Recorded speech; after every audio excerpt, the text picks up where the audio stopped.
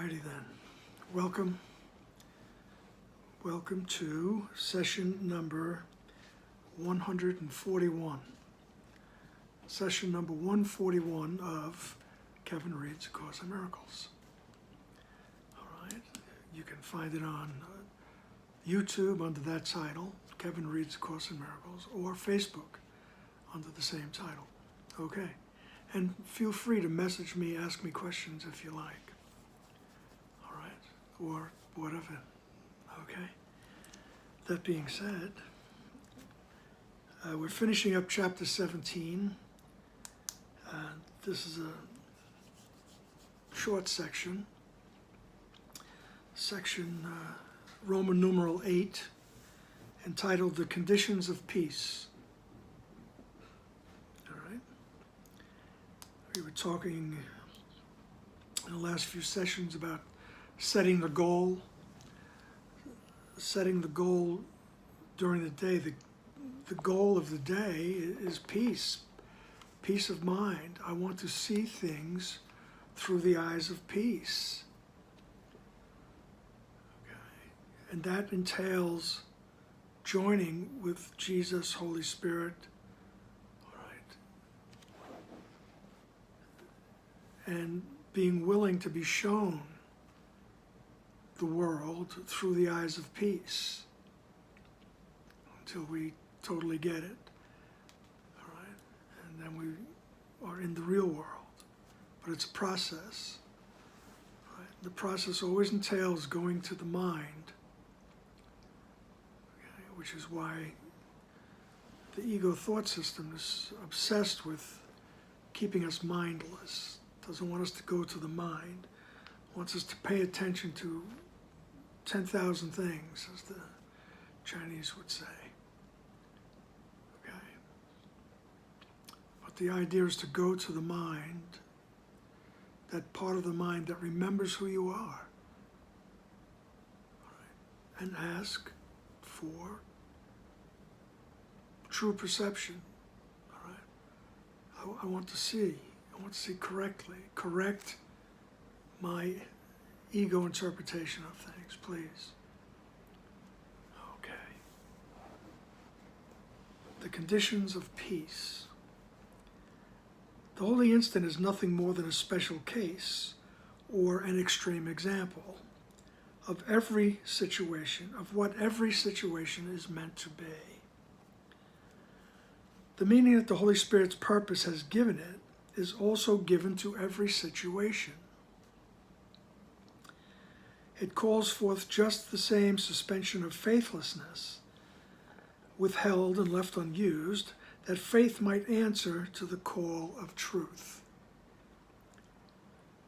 The holy instant is the shining example, the clear and unequivocal demonstration of the meaning of every relationship and every situation as a whole. Faith has accepted every aspect of the situation, and faithlessness has not forced any exclusion on it. It is a situation of perfect peace, simply because you have let it be what it is. Okay. That holy instant, that joining with Jesus, Holy Spirit, is a shining example of the meaning of every relationship. All right. Every relationship and every situation can be a reflection of that joining with Jesus and the Holy Spirit, joining with the memory of who you are. Okay. And it calls forth the same suspension of faithlessness. We have to put down the ego for a second, suspend the faithlessness. Remember that Jesus will use in this chapter especially, faith and faithlessness as, allegiance to the ego or allegiance to the oneness. All right? So we suspend the faithlessness. We suspend our involvement with the ego. in order that faith might answer the call of truth. We go to the right mind, invest our faith in the right mind, and let the right mind answer the call of truth. And it will cover every situation that we are in, every relationship that we are in. It will cover it, and by that I mean it will translate, right? It will correct the ego interpretation of things. Right? And we will understand. Right? And through understanding comes the ability to love.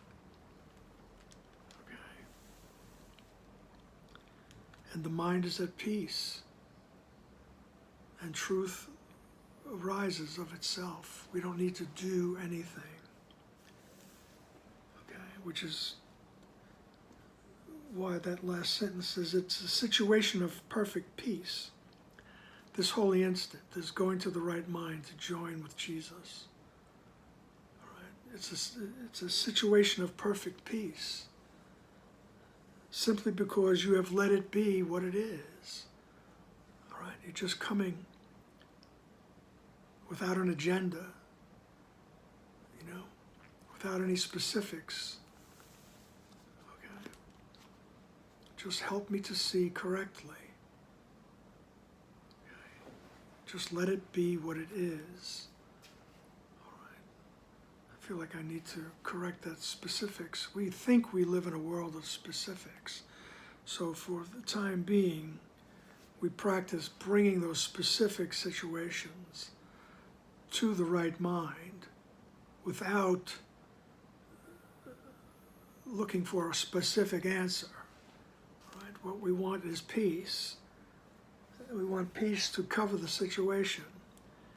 And when that happens, the perfect answer will arise. The perfect solution will arise. Okay, just let it be what it is. All right. Paragraph 2. This simple courtesy is all the Holy Spirit asks of you.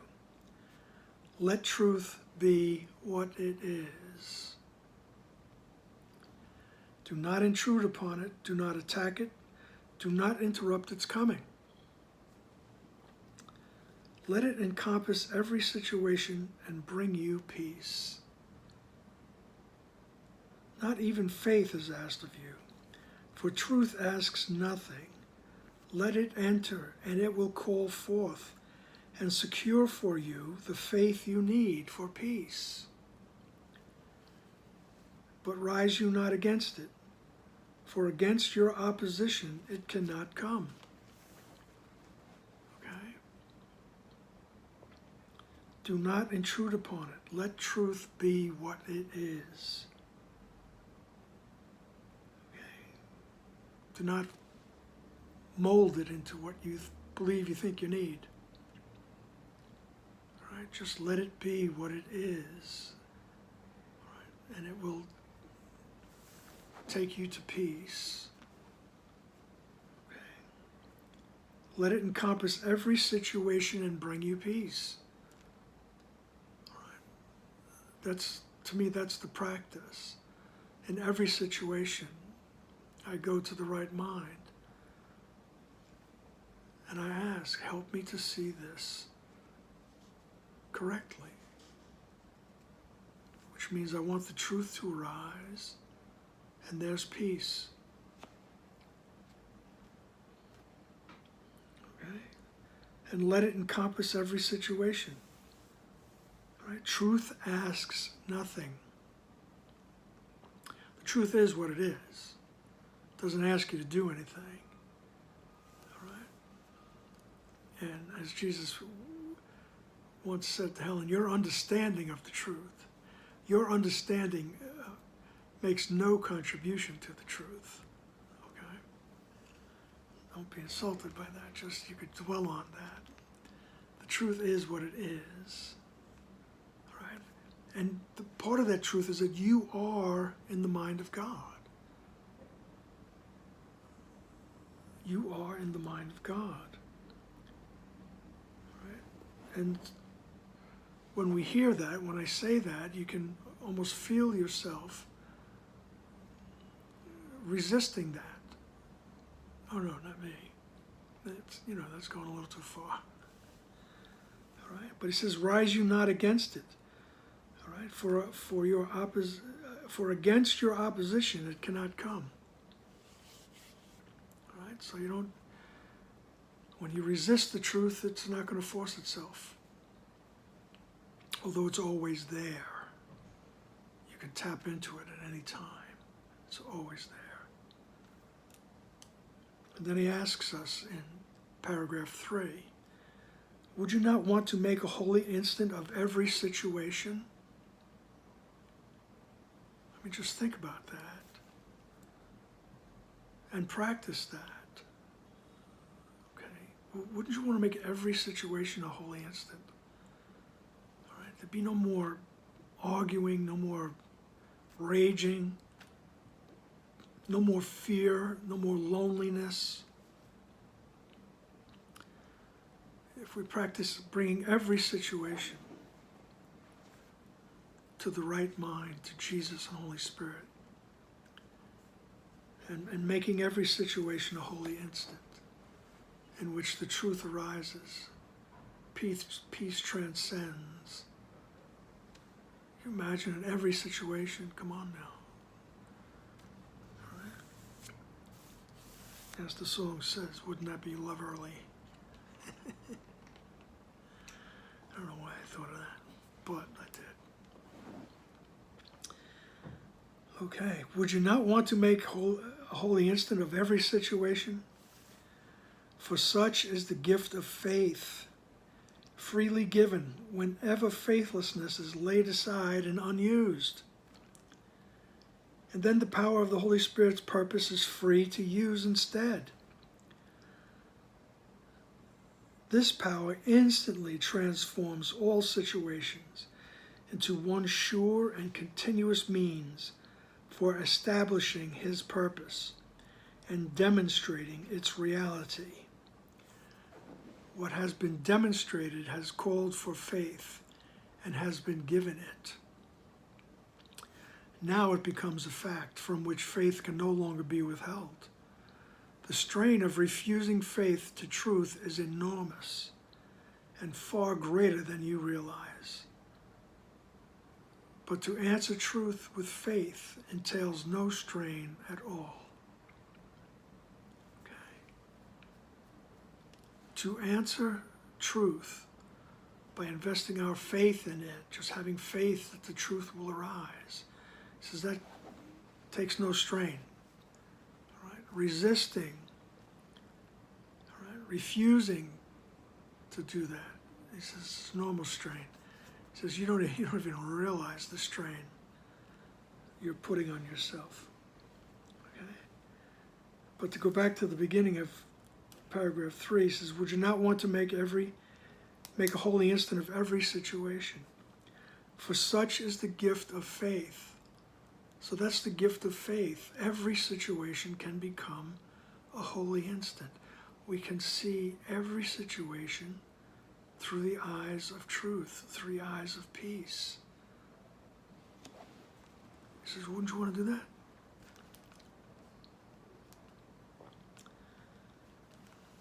Okay, for such is the gift of faith, freely given wherever faithlessness is laid aside. Right? So that's the gift that's given whenever I put the ego aside.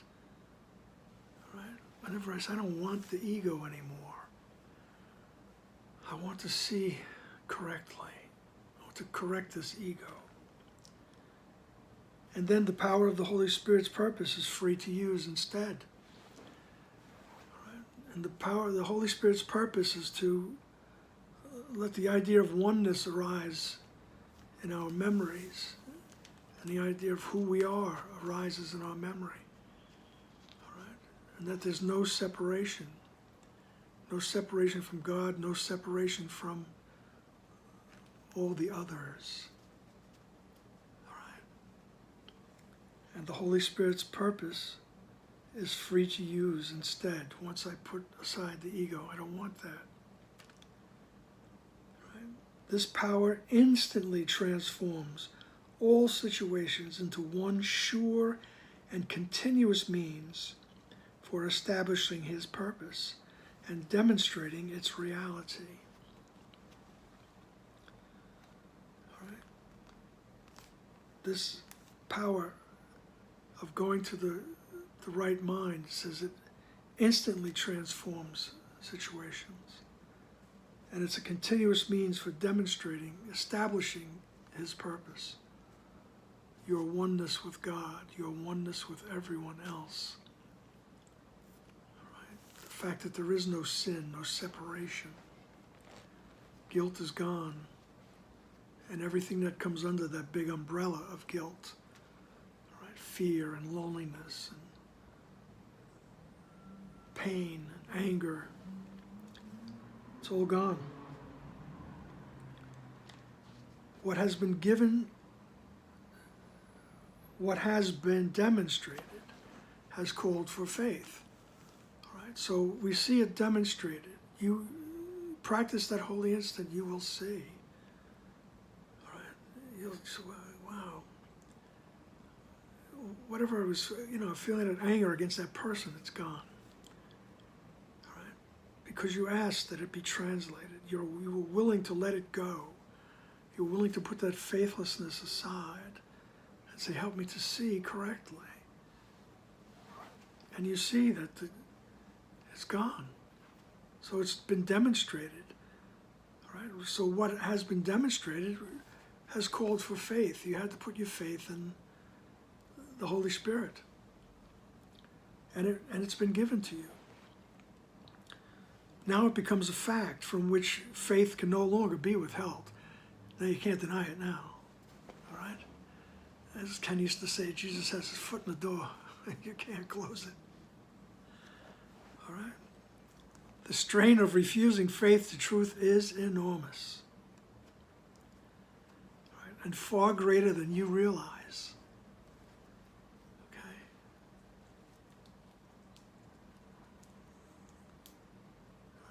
The strain of refusing faith to truth is enormous.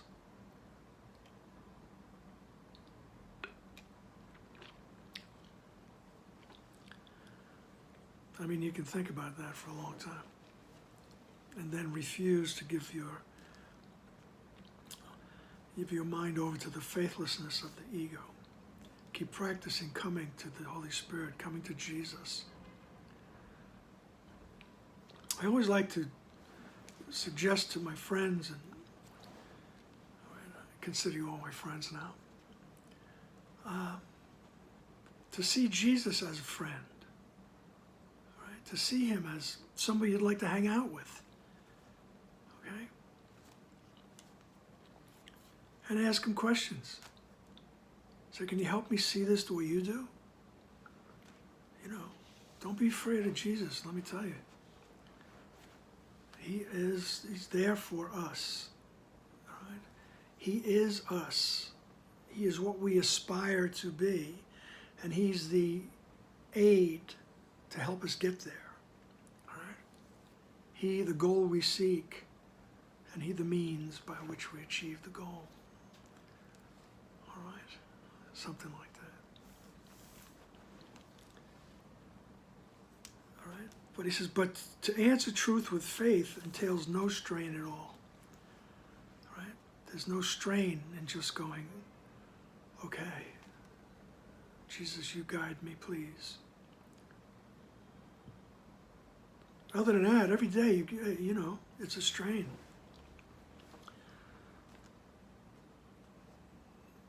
Just think about it. You have to admit it. Paragraph 4. To you who have acknowledged the call of your Redeemer, the strain of not responding to his call seems to be greater than before. This is not so. Before, the strain was there, but you attributed it to something else, believing that the something else produced it. This was never true. For what the something else produced was sorrow and depression, sickness and pain, darkness and dim imaginings of terror, cold fantasies of fear, and fiery dreams of hell. Alrighty then. And it was nothing but the intolerable strain of refusing to give faith to truth and see its evident reality. All right? So by refusing to give faith to truth, just allowing truth to rise up in the mind, being willing that it rise up in your mind, all right? We have all kinds of things going on, and we blame it on something else. All right? But he says, but this something else produces sorrow and depression, sickness and pain, darkness and dim imaginings of horror. It gets worse. Cold fantasies of fear and fiery dreams of hell. All right, I like the balance of the cold fantasies of fear and fiery dreams of hell. All right, that's what the something else. We always blame it on something else. Right?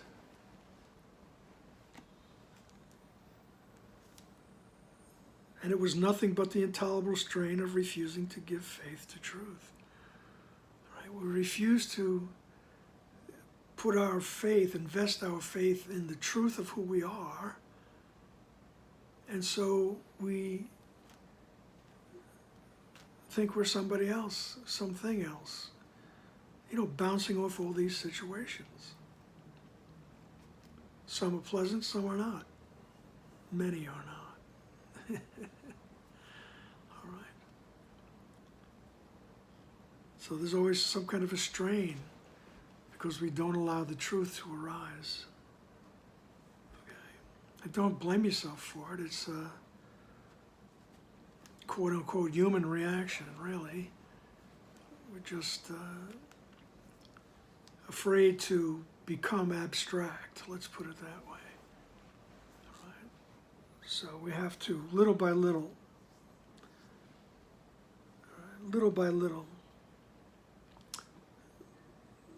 relax into the abstract. Okay? Just go to your right mind. Don't worry about the abstract. Go to your friend Jesus. Let him guide you through the forest. So he says, we blame everything, all kinds of stuff. I'm in pain because of this. I'm in emotional pain because of that. Right? I'm in fear because of these situations. Okay? Right? And I feel guilty. I don't know why. Right? I'm always answering for it. Either I project it and I try to punish you, or I punish myself. All right? And he says, and it's nothing but the intolerable strain of refusing to give faith to truth and see its evident reality. You will become aware of its reality. It's evident. You'll be happier, little by little.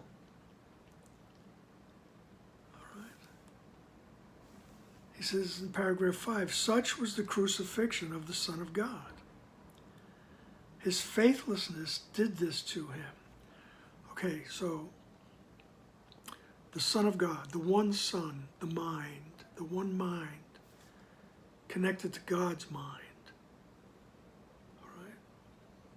The tiny mad idea arises.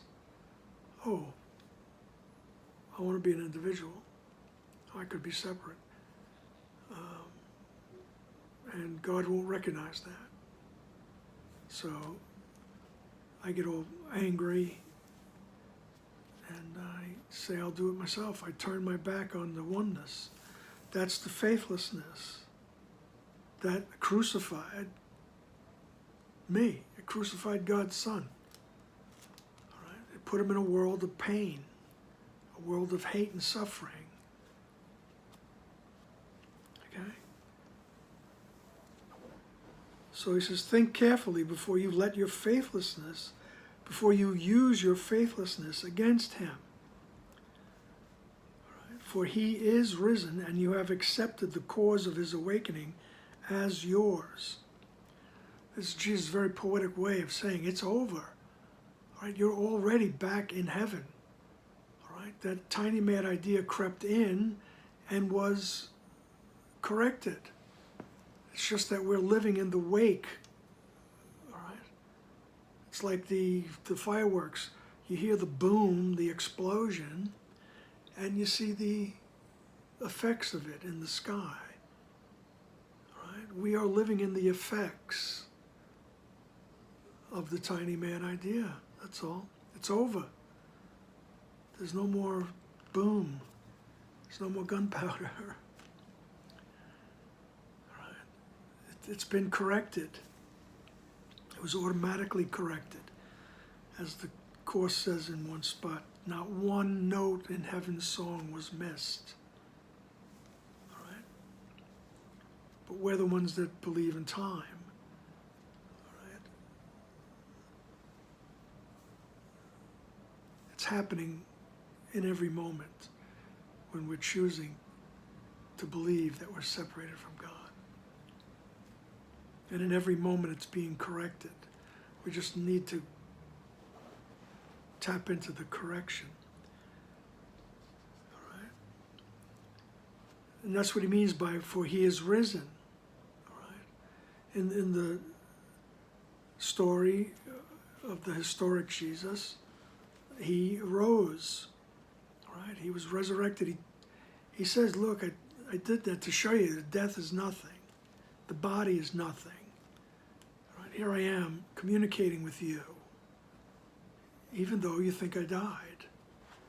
All right? The body was nothing, is nothing. Okay? For he is risen, and you have accepted the cause of his awakening as yours. All right? The cause is the memory of who you are. It was the cause of his awakening, the Holy Spirit, the connection to God. Okay? That holy instant. You have accepted it as yours. Okay. You have assumed your part in his redemption, and you are now fully responsible to him. Fail him not now, for it has been given you to realize what your lack of faith in him must mean to you. His salvation is your only purpose. See only this in every situation, and it will be a means for bringing only this. When I read this paragraph, it's as if Jesus is speaking about the oneness, right? And then he talks about this reflection of the thought system here that we're experiencing. All right? All of a sudden there's an other Son of God, that we are responsible. All right? Fail him not now. It's given you to realize what your lack of faith in him must mean to you. So my lack of faith in him is that I don't see the spark of God in him. All right? He's guilty. All right? That's my lack of faith in him. Okay? He says, don't do that. Fail him not now. All right? Because your lack of faith in him is your lack of faith in yourself. All right? You're crucifying yourself all over again, along with making him the guilty party. All right? Can you see how he's rolling it? All right. It's like the thought of the interconnectedness and the oneness comes through as you read the words. Okay? And then he says, his salvation is your purpose.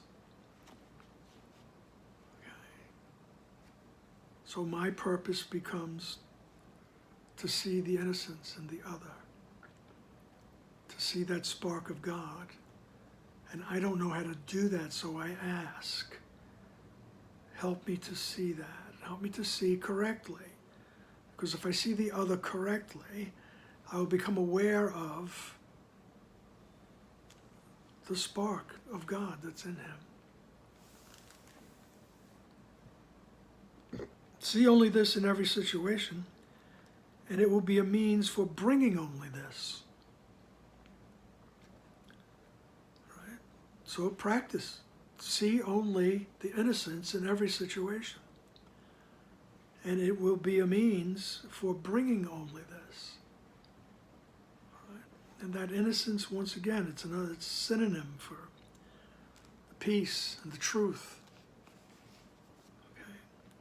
So see only that in every situation. Right? And we don't know how to do that. Right? Don't make believe and whitewash situations. Right? Ask to be shown. Be willing to be shown. Be willing for the truth to rise up in your mind. Let it be what it is. Don't direct it. It just reminds me that as a New Yorker, people say that New Yorkers, when they want to express, oh yeah, I get it, I understand, it's like I'm on the same page as you, we're together on this, and they interrupt you as you're talking. You'll be saying something like, well, the weather is very, very hot, and you go, yeah, I know, it's so hot. And then you go off on a story about it, how hot it was one day, and meanwhile the other person not given a chance to finish their sentence. They said New Yorkers are a lot like that, right? And they don't mean to be rude. They're trying to connect with you, but it comes off as being very aggressive and overbearing and all that. Okay, which we can be, I guess.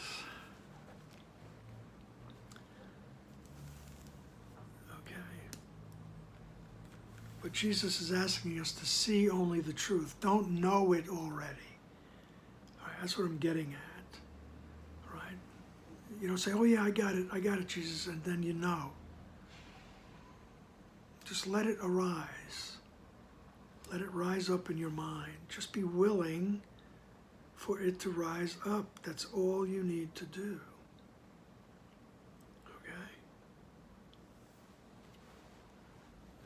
Fail him not now, for it has been given you to realize what your lack of faith in him must mean to you. To you. His salvation is your only purpose. Right? Seeing everyone. Right?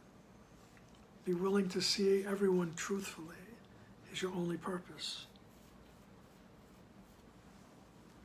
See only this in every situation, and it will be a means for bringing only this. Paragraph 6. Beautiful paragraph to end this chapter. Okay. When you accepted truth as the goal of your relationship, you became a giver of peace, as surely as your Father gave peace to you. Let that sink in. When you sincerely accepted truth as your goal, I'm tired of the ego. Right? I want to see correctly. You became a giver of peace, as surely as your Father gave peace to you. You become a giver of peace. You become that channel that allows peace to come through the way God gave peace to you.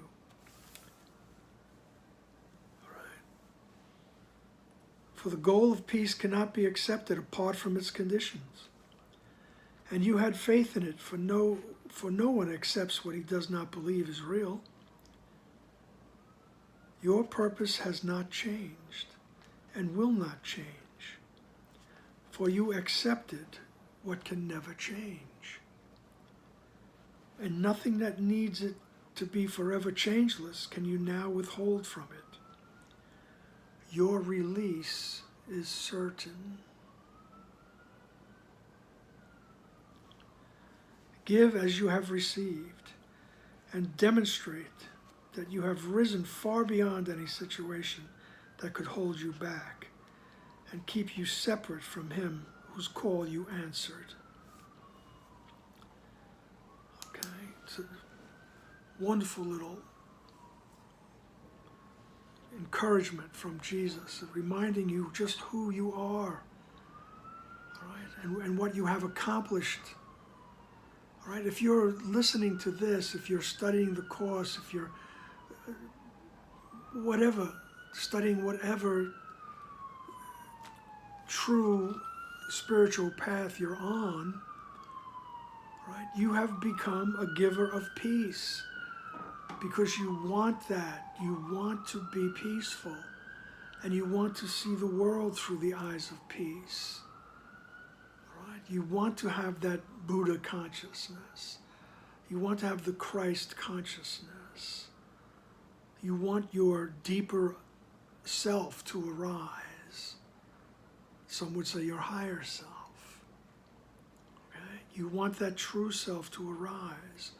Whatever path you choose to accomplish that, all right, you have dedicated yourself. When you accepted truth as your goal, you became a giver of peace. All right, think about that. Don't tell me about your mistakes and what you did yesterday and, you know, who you misunderstood and they misunderstood you. And it's inconsequential if you keep reestablishing the goal as peace.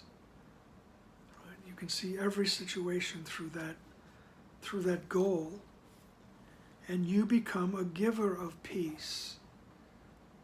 Right? You'll see, and you'll have to admit it, people will want to be with you. They don't know why, they just feel better. People will want to talk to you. They would even just want to sit next to you, right, or stand next to you. Okay? Because you have become a giver of peace. Okay? That's why he asked, would you not want to make every instant, every situation a holy instant? Every situation becomes a situation in which you channel peace. Okay? And you are that because you've chosen to investigate spiritual paths. Right? There's something motivating you.